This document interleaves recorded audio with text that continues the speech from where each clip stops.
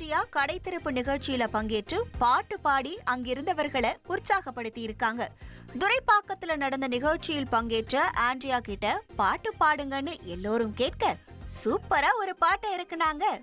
அப்புறம் செய்தியாளர்களுக்கு பேட்டி கொடுக்கும் போது செய்தியாளர் கேட்ட ஒரு கேள்விக்கு தக் ரிப்ளை கொடுத்த ஆண்ட்ரியா பிசாசு 2 படம் பத்தியும் பேசினாங்க.